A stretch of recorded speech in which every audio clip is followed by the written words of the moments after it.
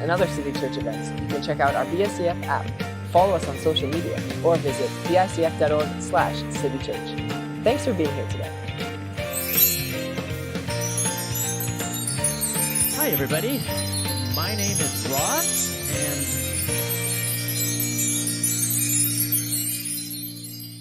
and it's on the app, and it's bad things happening to me. Genesis gives the answer to that, and Matthew's going to later end by saying, and Jesus is the solution to the world's problem.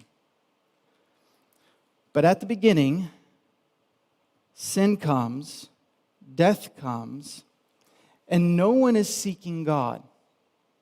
Christmas is a story of when you didn't seek God, God sought you.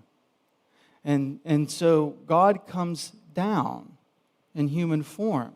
Or later we read that you shall name the child Jesus, and this was to fulfill the prophecy that he shall be called Emmanuel, which means what? God with us. But we're not there yet. In the genealogy, the first name that he's going to mention is Abraham. And after the fall of man, when sin increased, their desire for God decreased, but God's love for them remained the same. And so God, in his great love and in his great mercy, chose to come and reveal himself to a man. And his name is Abraham. So we read in Matthew 1:2, and Abraham was the father of Isaac. Now, Abraham's a really important person in this story, because when God comes to Abraham, God doesn't just reveal himself to Abraham as if I just want a relationship with Abraham.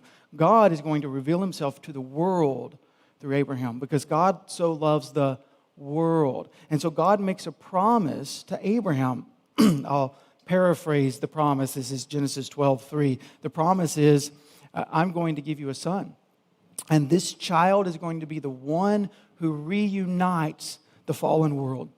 This child is going to be the one that takes the nations that are warring against each other and brings them back together. This child is going to be the one that the rift between heaven and earth that was formed because of sin, this child is going to be the one that brings them back together. Specifically, what he says is, I will bless you, and all the nations of the earth will be blessed through you, through the offspring that's going to come from you. Now, Abraham has Isaac. Isaac isn't that child. What Matthew wants us to know when he, at the very beginning, says the book of the genealogy of Jesus, the son of David, the son of Abraham, is to say that Jesus is that promised child. And when you go back to this genealogy and you look at some of the names in this genealogy, it's giving testimony that Jesus is the promised child that was going to bring blessing to the nations. There's some really weird names. I don't just mean weird to pronounce names in this genealogy. I mean really strange names for a Jewish heritage.